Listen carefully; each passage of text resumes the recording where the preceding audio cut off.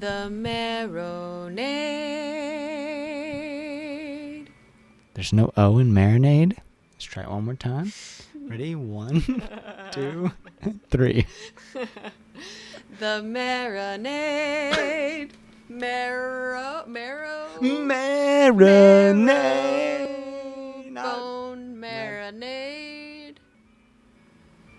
The That's marinade. The marinade. With Jason Earle. Anyway, I'm excited to do this, buddy. This is going to be fun. I'm excited. I'm really looking forward to it. So let's just start with folks who are listening or watching this. We're going to release this as a bonus episode so people get a taste of it. We're going to hook the people and then ask them to join the Patreon. We'll also release it on Patreon, of course. So whether you're watching this on Patreon or you're listening to it on our regular podcast feed, thank you for listening. This is what we are getting down on. I wanted to call it Petering Around, but Peter came through with a better suggestion. My limited veto powers. So for folks who've listened to the show for a while, you know Peter, my good friend Peter Haroldson. We've been friends for a decade now, which is kind of wild to think. Yeah, it's wild. He is just a dear friend, absolutely hilarious person, and a very smart man who turns me on to all kinds of interesting things. And I thought this would be a lot of fun because there's crossover in our interests, but we really have different taste, I think, in a lot of things. And so I'm excited to hear what you've been getting down on, and we're going to do this once a month. I used to do this just for myself at the end of the show. It was a segment I had at the end of the show, and then I transferred that over to Patreon. But this is going to be a regular thing. We're going to do it the first Monday of each month, and we're just going to bring something to the table. So Peter's got a video game, his game of the year, that he's going to talk about, and then I'm going to talk about a film called Amsterdam that I think I'm the only person who liked. So I'm looking forward to defending my position there. But thanks, Peter. Let's get into it, man. Tell me about Citizen Sleeper. So first off, I picked it, one, because it is my game of the year, but two, because I thought you would absolutely love this game. It's what's called a visual novel. And so, as you might guess, that means there's a lot of reading. And essentially, a visual novel means it's toned down on like game mechanics, but toned up in terms of story, right? You're reading essentially a book. And so the way that it works is the storyline behind this visual novel, Citizen Sleeper, is the main character is like an android who it's in the future, and essentially somebody sold their biological rights away. And this corporation grew an android. And then the corporation embeds like planned obsolescence into the android. So it has to get like medicine essentially all the time to make sure it stays alive. And you escape as this android. And you end up on a satellite that's got all these different factions in it. And the game is amazing. The only game aspect to it is every day you roll a couple dice, and those dictate what you can do. So like a 6 means you're going to kill whatever activity you do that day. You're going to do great. A 1 means you are going to fail that activity, or basically your odds are extremely low of succeeding. And what happens is the entire game is you are hungry and you need to have your medicine. And so the less the lower you are in the medicine, the harder it is to work. And the harder it is to actually, like, you cut down on, like, maybe you roll 4 dice, then 3, then 2, then 1. And so what it becomes is just this absolute, like, I'm getting like chills right now because it really is just like a perfect metaphor for capitalism, right? And depression and all these things, like, because the harder, like, you need to work to stay alive. Nobody is helping you at the beginning of the game. You're literally living out of a shipping crate that there's a guy who's like, well, you can stay here, but you need to help me. And so you have to divide your time between helping this guy so he doesn't tell the port authority about you. Meanwhile, you're slowly losing your health. You can't find your medicine. Your body is literally breaking down around you. And because your body's breaking down, you can't work as hard. So then it means you are less likely to get money. than you are. And then you start getting, and slowly you start to expand on this, where you run into like a criminal element who's able to get you your medicine, but then the doctor is like kind of like, well, maybe you help me out with some things. Um, and slowly it now that makes it sound very stark, and it is, but Yeah. what slowly starts happening is you start getting a very like humanist viewpoint in the game. So like you Mhm. go to a bar and somebody whips a drink at you because you are essentially definitely an allegory for like immigration in America, where Mhm. people are like, oh, you're taking our jobs, you robot, and the bartender, throws them out and says, hey, if you want to work here, go ahead. Like, I'd love to have the help. And slowly you start like learning more about this bartender and their life. And then there's these people who are they're building a ship that is going to like essentially seed a planet. And the corporation that's running the ship is having a raffle of all the Mhm. workers to try and get on the ship. So you can choose to help out these people and maybe get a raffle. And then, of course, spoilers for people on the podcast who are want to play it. So maybe skip ahead by a couple seconds. But of course, the corporation's lottery picks no one. Right. And but as a robot, you can manipulate like basically like steal tickets and get these people on there. So it is gorgeous. The artwork is stunning. It's all done by a very small team. And yeah, it's just got some real like great sci-fi stuff. At one point you meet a sentient vending machine who has basically transcended into almost like a robot god, but is 100% housed in a machine. And so you're just Oh like, my gosh. you're visiting this vending machine who's trying to like get you to embrace your robotic side. Yeah. Um, yeah, and the entire thing though is, you have to it's all underpinned by this very stressful uh, desire, need to stay alive. Yeah. Where I was working. One of the storylines is you're helping this person get their ship back together, Mhm. and they're like a mining operation. And at the very end, this person's the entire time is like, if you fuck me over, I will kill you. And you're like, no, I'm not gonna, like, I'm helping you, you're giving me money. At the very end, they give you an insanely large amount of money and said, like, basically, buy me an engine. And you're like, okay, but I'm starving. Like, I cannot. And theoretically, this person, you could leave that person high and dry and take that and like actually get ahead maybe for the Oh wow. first time in your existence. Uh-huh. And but yeah, and so that's the kind of gameplay element. Meanwhile, the writing is incredibly like somber but beautiful. It's a rumination on this robot who has still kind of like memories of their human DNA, and like gets like flashes of those memories, but is like, that's not me, right? That's not who I am.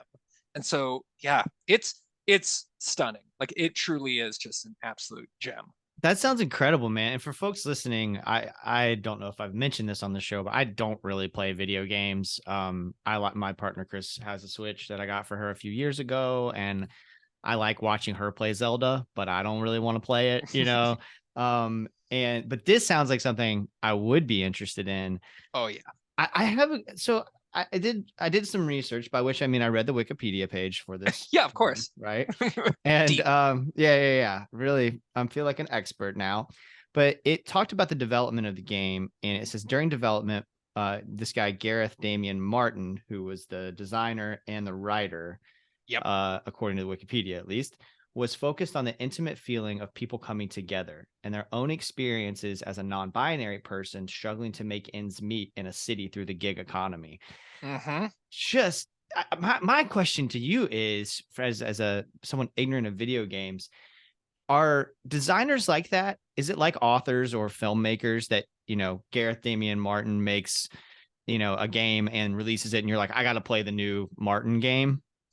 Uh, Very famously, maybe the most famous example of this is Sid Meier's, who Mhm. created Civilization. So for people who are playing video games, classic video game, like old school PC video game. And when he was making it, the one of the people at his company was like, "Oh, well, you need to make it Sid Meier's Civilization." He's like, "Well, why?" And he's like, "Because That's how your name is going to get out there. He might be one of the only designers to do that. So there's definitely people that you can follow. But in fact, one of the ways that video game companies help to keep workers down is by making sure you don't know who designs video games. You know, who knows who makes Call of Duty, right? You just know the company's name. And it doesn't matter if everyone leaves that company, all the creative talent goes out. People still say, well, I love that company. And it's like, well, the company is the workers. Right. So there's definitely auteurs and these people who make just absolutely stunning games. But for the most part, it's such a collaborative process. I mean, there are very few and far between video games where it's just one person just crushing it. Because you're right. I mean, think of it's like a musician being a one-man band. Like, you know, it's your Andrew Birds who are sitting there playing every instrument, writing everything, lyrics. You know, it's like those people I think are so few and far between because you have to essentially be as good as everybody else is at every aspect of the creation. You have to be so good at art, so good at writing, so good at programming, so good at game design, like just crazy. It's incredible how much goes into that. Yeah, that's such a great point, especially about this particular game, you know, describing it as like a novel.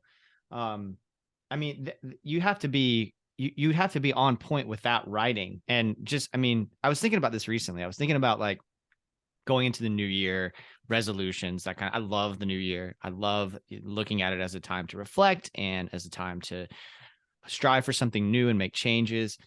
And I do make resolutions. And usually I do pretty well with them because I make them very manageable and keep up with them. But I was just thinking about like adding to sort of my creative repertoire. And I was like, I'd really like to be playing more guitar. And this is one I do almost every year where I say I'm going to do it. Some years I'm really good about it. And some years I fall off. Like my guitar's broken right now. And that's kind of getting in the way of, but that's an excuse. I need to just get it fucking fixed. But my point is that I was thinking about how hard it is to be good at writing. Like to that one thing, the thing that I'm probably most passionately about creatively, it would help me, of course, to be exploring other aspects of my creativity. But then that's taking away from the physical act of writing and trying to get better at that thing. And so when you have something like this, where you've got somebody who is creating this game, and it looks like it's mostly like it's got this list of artists, but he's the designer and he's the writer. It's unbelievable how much goes into these things. You know how much goes into, and this is going to be a segue in a minute to talking about the film Amsterdam. How much goes into creating something like that? It's remarkable. And I think sometimes when the finished product gets to us, it's easy to lose sight of just how many people have to be on the same page, how much work goes into it. Oh, yeah.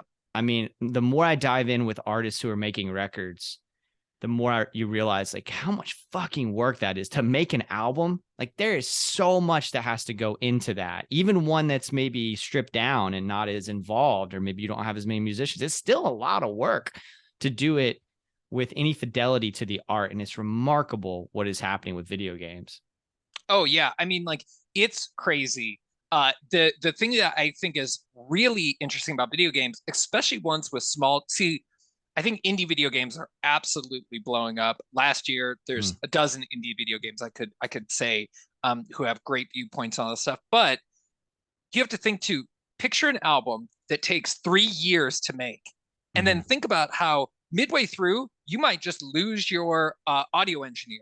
And you're like, all right, well, now we need a new audio engineer or an editor or like, and that's what video games go through is basically, you know, it's so collaborative and every person is getting a hand on the ball. And imagine like trying to keep that cohesion of a story in a video game. And then midway through somebody just leaves. And now you have to like bring in somebody else in this very creative process. But yeah, this game just stunned me. I played it and it's quick. You have many off ramps where you can basically end the story in all these different ways. And the one thing I forgot to mention, but I think it's available for the Switch. So a good purchase, maybe a couch game for you and Chris. The one thing I love about this game is when something is happening, you get a clock on your character. So it'll be like bounty hunter. Eventually, a bounty hunter's coming after you, and you have to try to evade him. And you get a clock, and every time you're doing something else, that clock is filling up with pieces, basically being like a visual representation of how close you are to getting killed or brought in and losing your will.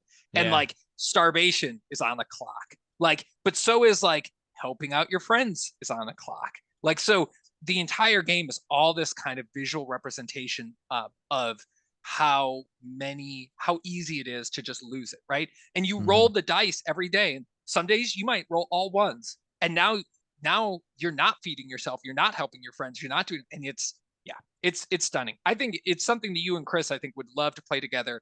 But yeah, I mean, like I said, the other thing about what you're saying that made me think of it is when you said visual novel, or when you said even writing, think about writing a novel where somebody might just skip a third of the pages. Yeah, that's crazy.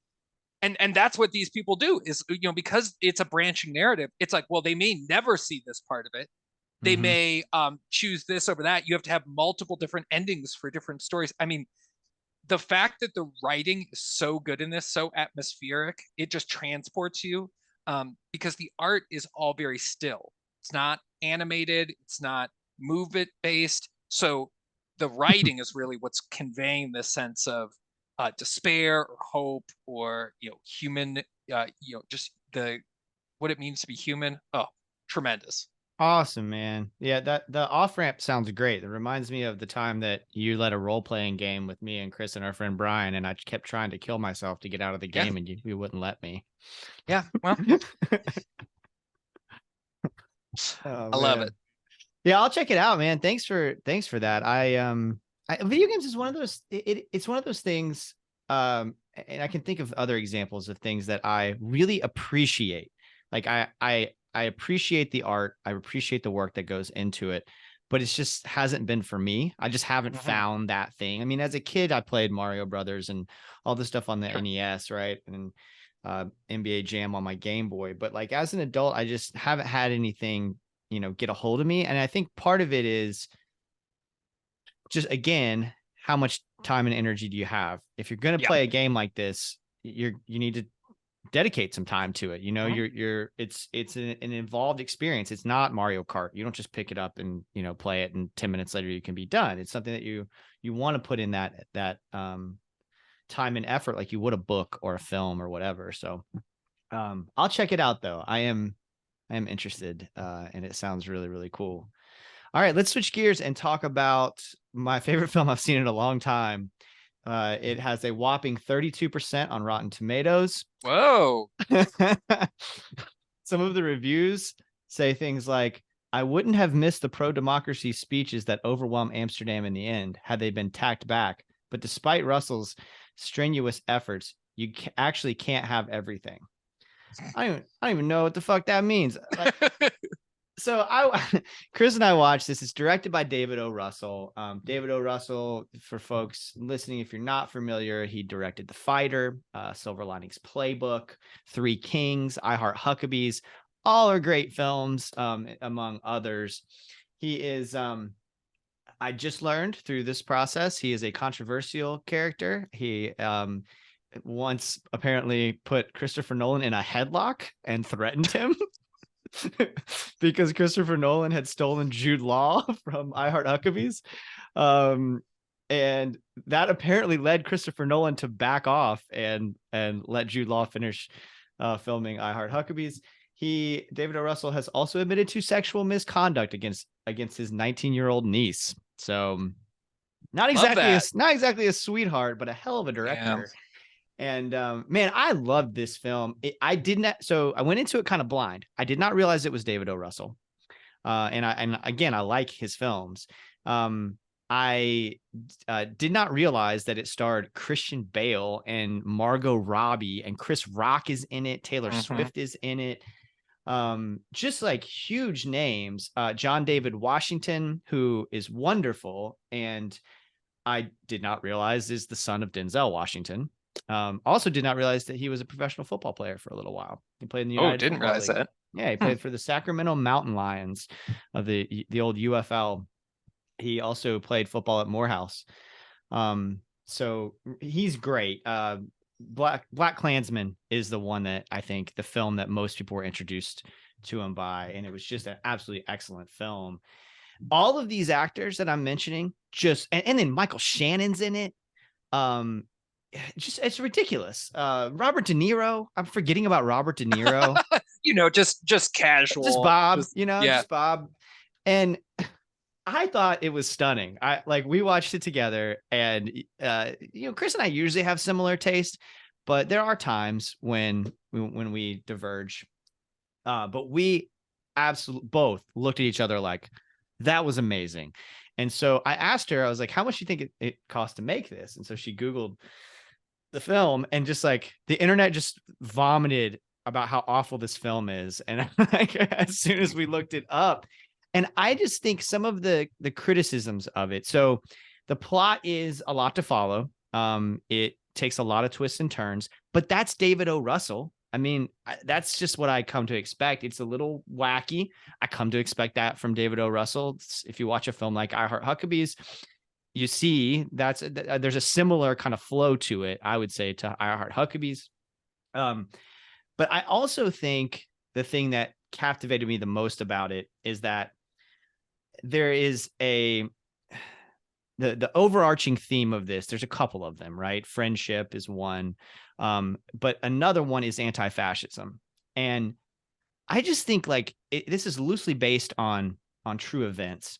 And I just think we don't, as a society, talk enough about how many Nazis there are in America, like literal Nazis, not people that are on the alt-right or whatever, like actual Nazis, and how long they've been here. I think for a lot of us, we were caught flat-footed, and I think I'm probably somewhat guilty of this, caught flat-footed by the MAGA movement.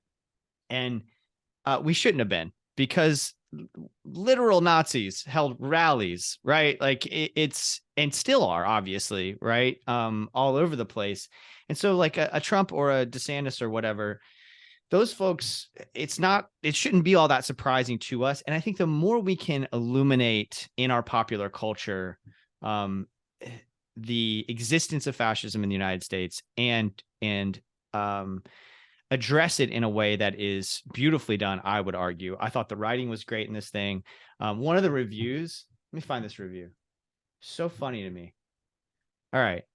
So Carla Renata, the curvy film critic who's wrong about everything, says, although the production, costume, hair, and makeup design are outstanding, the material never rises to the superb level of its all-star cast. Carla, you're saying, yeah, the production was amazing. The costumes were amazing. The hair and makeup design are outstanding. The art direction is incredible. The acting was fantastic. I mean, she basically just said, this film is so great and I hate it. So you said it wasn't your speed. Yeah, it's funny you say that, because I do love the idea of what you're saying. I think that one of my favorite things, one of my degrees is in religion, and Right. I love contextualizing things that people think they know. And so fascism in America is a great example. I recently had a trivia question that I did with my family where I said, very famously, Captain America punches what world leader in his very first issue? And it was Hitler. Very famous cover. And at the time that came out in 1941, people were upset. They said, this is inappropriate. You shouldn't have a comic book character punching a world leader. And now everyone's like, classic America beating the Nazis. But At the time, people were like pretty go-hung about Hitler. They're like, look at him turning Germany around, making it a productive country. Right. And so adding that contextualization, I think, is what history needs, right? It's what is missing. It's what lets people get away from saying things like, the Civil War wasn't about slavery, because they don't care about the context, and they will try and remove context from it to fit a narrative. So I like that aspect of it, but man, I cannot deal with heavy-handed dramas, which is what the vibe I got when I heard about this movie is not because I actually really do like I Heart Huckabees. Three Kings is one of those movies that I always, when I think about, I'm like, man, Three Kings is really good. It's good. Yep. But those are the movies I'm just like, it really was the pandemic that just totally killed my, like, at that time, I was just like, I can't, like, I cannot deal with this.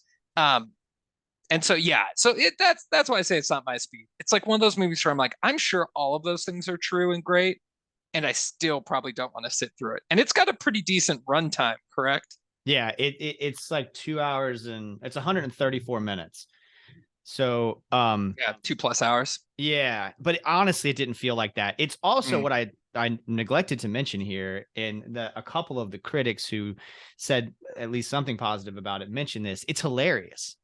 And so you are dealing with really heavy themes, but the comedic relief is just perfect. And there are so many like true laugh out loud moments in this film. And I really like when Christian Bale does that kind of thing. I think he's one of our great actors, of course. But also, I wasn't really all that familiar with Margot Robbie. I did not know much about her. She's hilarious in it. John David Washington is outstanding in it. Of course, Michael Shannon is Mike Myers is in it.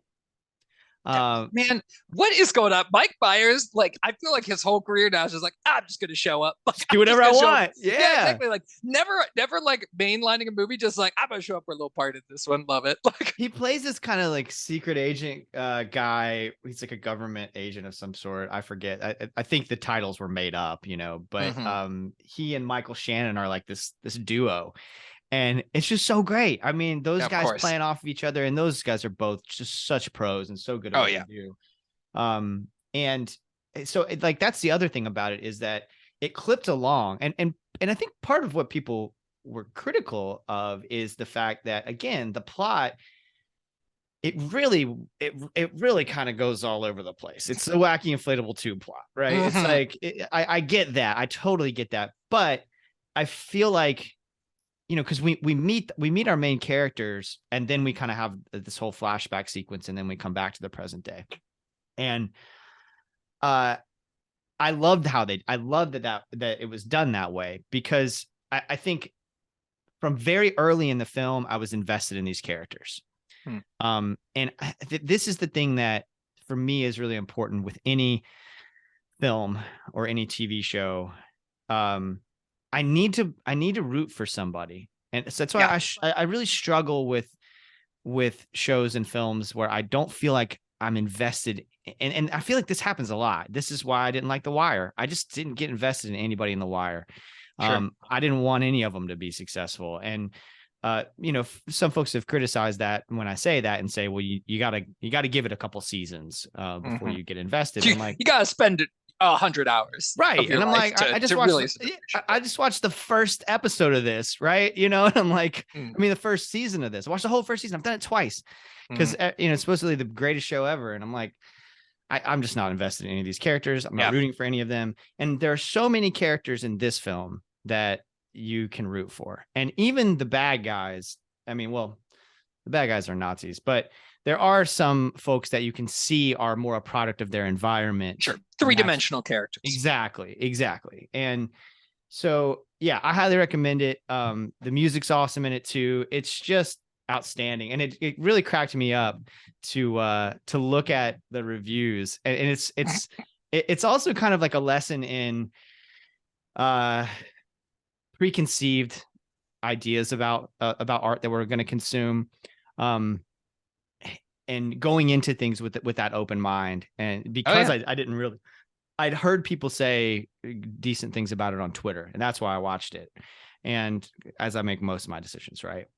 And so but I didn't do any research on it, and I'd seen a preview that looked great. And so I kind of came into it as a blank slate. And I think in doing so, I was much more open to it than I might have been if I'd already read those reviews. I got Movie Pass a number of years ago when I was living in Jacksonville, Florida, and because I could go see movies for essentially free, I stopped watching trailers, and that is now I don't watch trailers at all. And sometimes you just get I saw last year Everything Everywhere All at Once, no trailer, and I mean, like, I think the greatest gift you can give to somebody is to curate something to a point where they don't know about it, and you can just like let them experience it. Yeah. And it is beautiful. It's so So good. yeah, I mean that movie alone. But Yeah. exactly what you're saying is, Right. I think, yeah, and I think that is something that I think nowadays people really struggle with, is to say, I want somebody to tell me how to think about this thing rather than to digest it and think for myself. I am 100% guilty of that. So, I think that's very true. I also find it interesting because, like you said, even in this conversation, I was like, 2 hours is a lot. Meanwhile, my pick is like, you can get it done in a weekend, 6, 8 hours, 10 hours. Yeah, Like you'll be done. And it's like, but I think I am the same way with needing to have a character that you can root for. I'll be honest, you piqued my interest. I might, when it gets onto streaming, I might see it. No excuses, baby. It's already on streaming. You can go watch it. Love it. On HBO, I think. I forget where we watched it, but the Google machine will tell you if you look. It'll tell me. That's great, man. Good. Anything else? Any music you've been listening to or book you've been reading you're fired up about at the moment? Yeah, I've been listening to honestly, because of the cold that is up here in Minnesota. It's they shut down. I did not go home for Christmas because they shut down our highways and literally said, if you're stranded, we are sorry. If we can get to you, you will pay the price, like literally pay for us to rescue you because it is illegal. Yeah.